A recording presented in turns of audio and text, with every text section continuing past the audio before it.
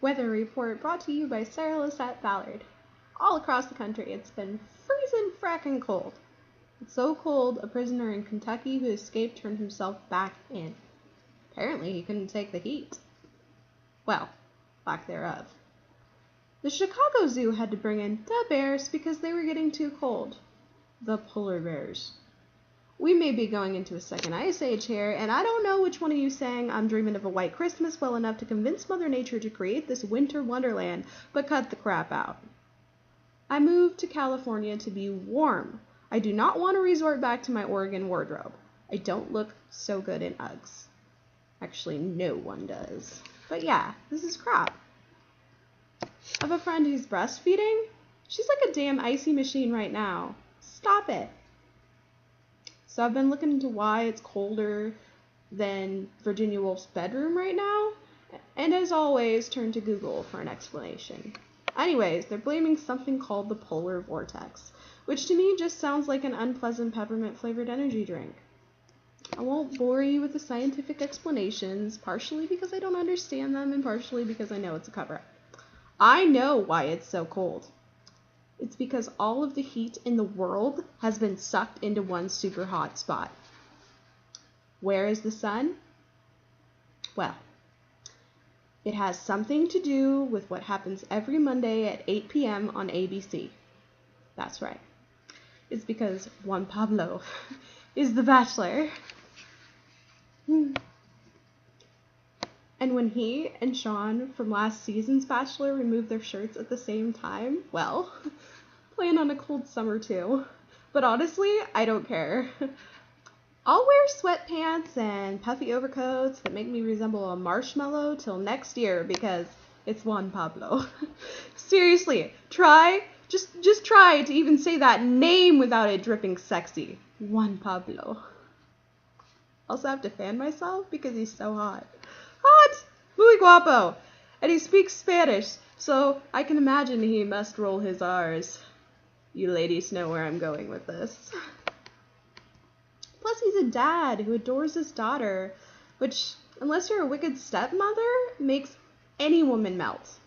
I have no shame in admitting that it's January and I couldn't be more happy. My poor boyfriend Brandon has to sit through my shameful adoration of reality television. I swear, I have a different alcoholic beverage to bribe him to sit through every girly program that gets me glued to the TV. For Glee, it's cheap wine, and for The Bachelor, margaritas. I'm all about the themes. So every Monday is Mexican night for the next 10 weeks or so. And cold showers. Alright. I'm taken. Yes, I love Brandon. No, I wouldn't even leave him for Ryan Reynolds, even if he did drop that restraining order.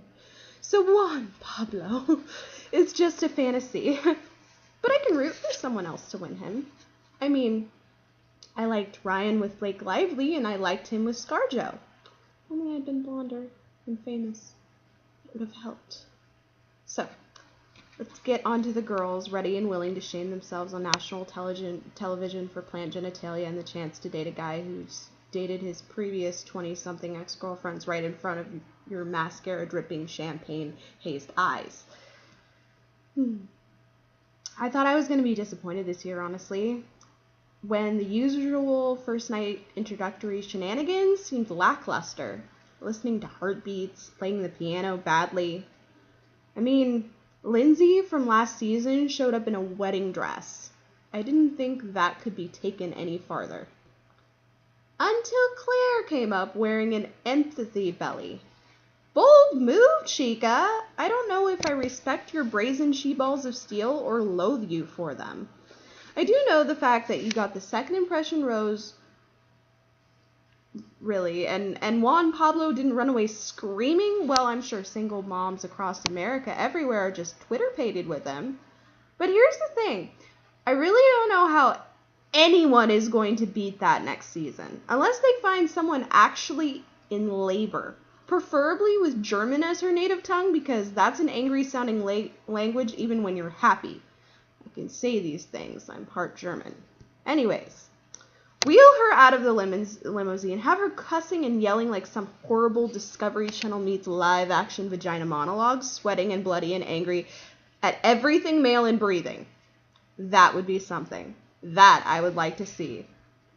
I'm sure I wouldn't even have to get Brandon drunk for that. Or maybe send someone out with no makeup, hair in a messy bun, formula-stained polo, mom jeans that hide her stretch marks, and mom shoes. Mom shoes are just one step up from slippers, in case you didn't know. An outfit she's worn for the last 3 days, just so he would know what his blushing, beautiful bride is going to look like in about 3 years. Reality TV at its finest. But let's just look at the season for now. We have a horde of blondes. I swear, someone wished on their Barbie dolls and they just came to life, seriously. I would think a couple of them had walked off the set of The Girls Next Door, if not for the fact that I also watched that show. I love you, Holly. All the blondes seem to have made the cut. His favorite right now, however, is this grown Joey Potter type girl who seems the least interested in him. Probably because she's the most intellectual.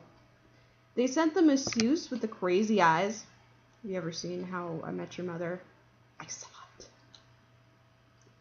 Well, they sent the masseuse home because she rubbed him the wrong way. They also sent this redhead girl in a pink party dress home named Kylie.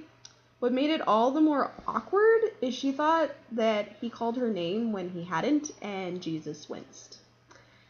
I am sad that Lauren got sent home. She seems sweet between her mini breakdown and running mascara, but if your fiance just dumped you via phone a couple months ago while you're at work of all things, you probably need to take some time to heal. If you couldn't make it through the first night without crying, you're probably in the wrong place. Because the Bachelor/Bachelorette mansion is an estrogen powder keg of psycho fireworks and ticking of maternal clocks about to explode. It's the whole reason we watch. I'm concerned for the girl with the dog. If it were me and I had to be in that henhouse of griffins, I'd want at least a boxer or a bulldog, maybe even a robot dog that dispenses My Doll, chocolate, bitch be gone pepper spray for when those girls get really ugly, because they're gonna get ugly. Kitty's gonna have claws. This season brings the first real hippie chick. Her name is Lucy. She's barefoot, wearing a garland of flowers on her head, but all I can think is the fortune that Juan Pablo would save if he would only marry her. You'd never have to buy her shoes, or perfume, or clothes. Just give her a tambourine and a Grateful Dead sticker, and she's happy. My pick so far, I think, is Renee. She has a son, so she gets the whole single parenting stick, and she seems the most down to earth. Well, other than Lucy, but to be fair, Lucy's actually lying on the earth. Overall, the season's off to a good start, and that has been my first Saralysette rant of the year. Make sure to stay tuned into The Bachelor. I know I will.